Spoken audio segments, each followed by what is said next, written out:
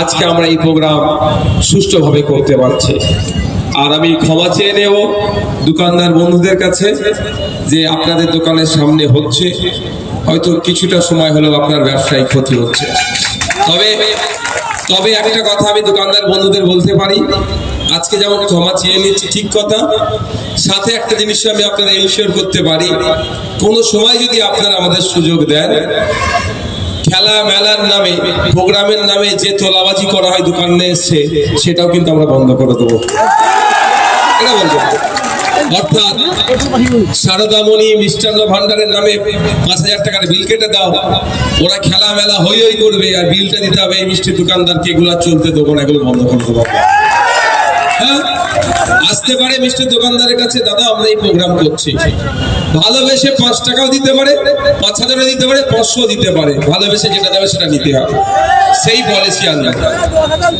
এরা বালি চুরি করলো, কয়লা চুরি করলো, শিক্ষা চুরি করলো,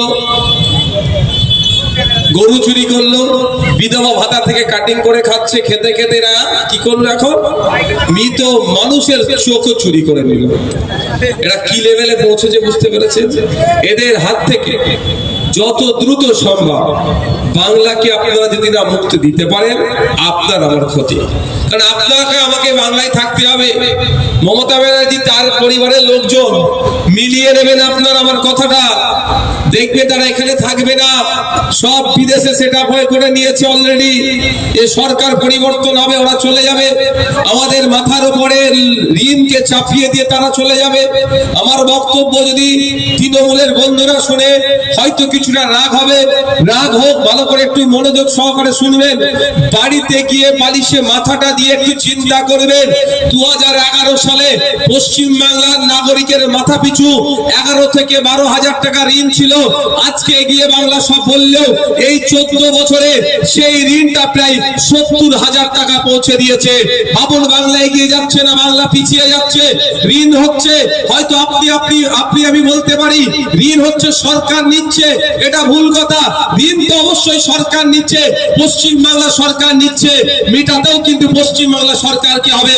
কিভাবে মেটাবে? আপনার আমার মাথার উপরে ঋণটা চেপে যাচ্ছে, নিত্য প্রয়োজনীয় জিনিসের দাম বাড়বে, এখান থেকে টাকা তুলে ওই ঋণটা লোনটাকে শোধ করবে। তাহলে ভাবতে হবে আপনাদেরকে, ওরা ঋণ নিচ্ছে, প্রকল্পের নামে লুট করছে, আর সুদের দায়িত্ব আমাদের ঘাড়ে চাপিয়ে দিচ্ছে।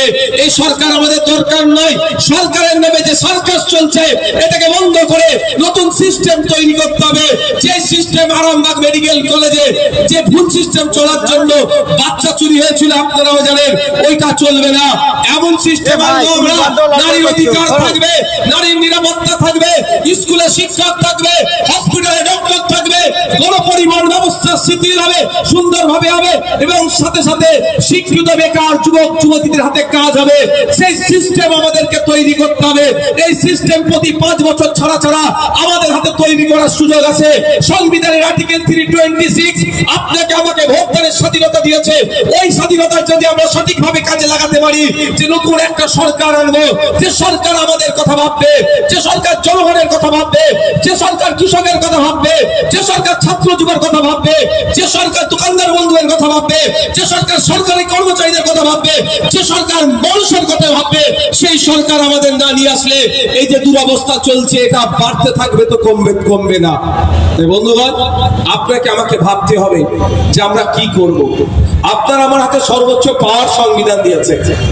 আমরা গর্বের সাথে বলি, আমাদের দেশ বিদেশে বিভিন্ন জায়গায় বিভিন্ন স্তরের পরিচিতি মানুষ আছে, আমরা গর্বের সাথে বলি আমার মহান ভারতবর্ষ আমাদেরকে যা দিয়েছে পৃথিবীর অন্য কোনো দেশে ততটা ক্ষমতা দেয়নি। কিন্তু ক্ষমতা যদি বইয়ের পাতায় লিপিবদ্ধ থাকে তাহলেই সমস্যা।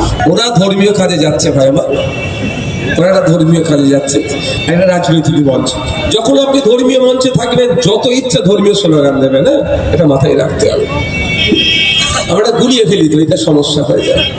বিজেপি এটা গুলিয়ে ফেলে, আর তৃণমূল গুলিয়ে দেয়, ধরতে দেয় না।